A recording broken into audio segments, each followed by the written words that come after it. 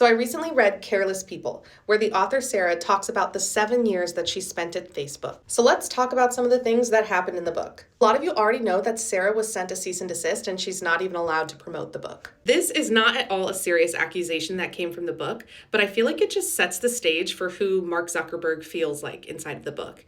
Basically, employees let him win at his favorite board game, Settlers of Catan. Sarah was very much annoyed at this, so she went ahead and beat him twice at the game, and he freaked out and accused her of cheating. This issue really connects to the next issue, which is that Mark has a lot of power. He always tries to make it seem like there's this bureaucracy at Facebook and that's how decisions get made, but in the book, he is outright making decisions, pulling strings for friends, and overall being the head decision maker. So he's surrounded by people who are paid to say yes to him and make him feel good about the unilateral decisions he's making. Decisions that affect 4 billion users. Next is that they let advertisers target depressed kids. I feel like we all kind of already knew this, but to see it written out in the book, there's actual documentation of them saying, hey, these are the ways that you can target kids when they're feeling sad. We can show your ad at that time. It was horrendous. At one point, South Korea had threatened Facebook that if anyone from Facebook tried to come to South Korea, they would be immediately arrested, and they tried to send Sarah. And at this point, she had like a 7-month-old baby.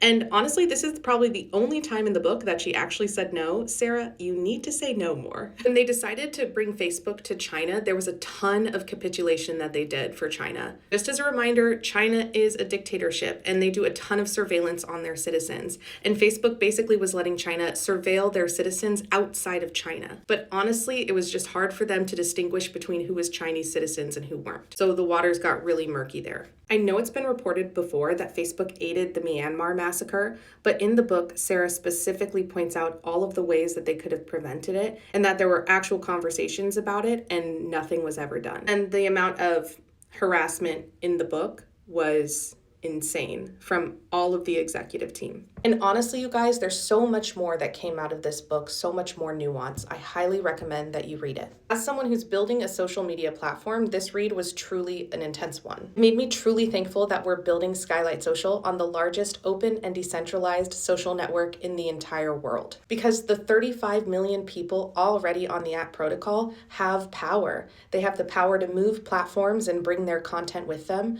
They have the power to own their content if they want to. So it's no longer just about trusting a platform. Users actually have agency to hold platforms accountable.